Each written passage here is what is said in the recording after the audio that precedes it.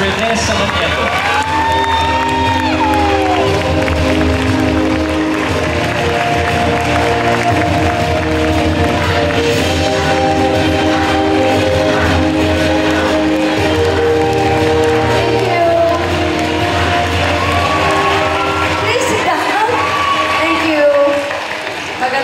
Sa inyong lahat, malaking karangalan po para sa akin ang mabigyan muli ng pagkilala ng Guillermo Mendoza Foundation. And if I'm not mistaken, dalaga pa yata ako, binibigyan na tayo ng award ng Guillermo Mendoza Foundation. Palakpakan naman po natin. Maraming salamat. And after so many years, up to this day, ako ho ay nabibigyan pa rin ng pagkilala. Isa lamang pagpapatunay po na ang buhay ko ay nasa pelikula pa rin. So again, Guillermo Mendoza Foundation, from the bottom of my heart, maraming salamat. And may I take this opportunity also to thank my director, of course, Binibining Joyce Bernal, ang mga nakasama ko po sa pelikula, si Angel, si Zian, marami pa pong iba. And I would like also to thank Star Cinema. Maraming salamat po. Ngayong araw po ito ay Mother's Day. Thank you! Ako po ay isang nanay. At since it's Mother's Day, hindi pwedeng hindi ko po kasama ang aking pamilya.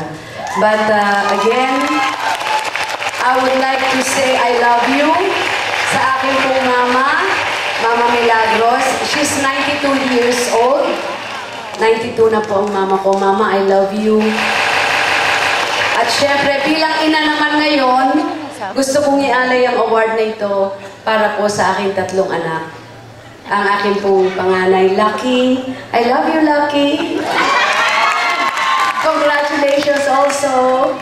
And of course, my second son is Ryan Christian. He's here. Ryan, third year college, 21 years old.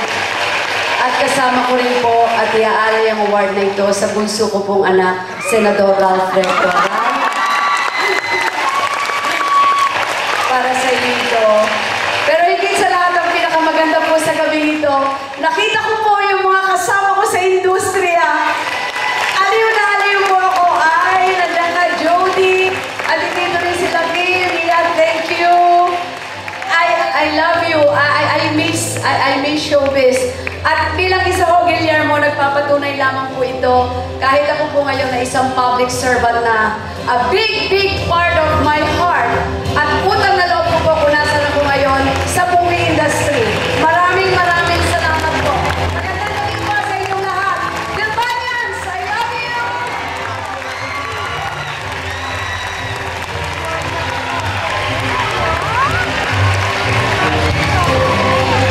Nakakakilabot sobra, truly an inspiration talaga kapag star for all season. Grabe, tsaka yung energy, ramdam mo hanggang dito, iba ang yung gracefulness, diba? Yung her gratitude for the industry. Kasi hindi niya mararating, sabi niya nga, lahat ng tao dito naramdaman yung pagpapasalamat ni Ate V. Ganun ang power ng isang star for all season. Grabe. Congratulations again. And happy Mother's Day, Ate V.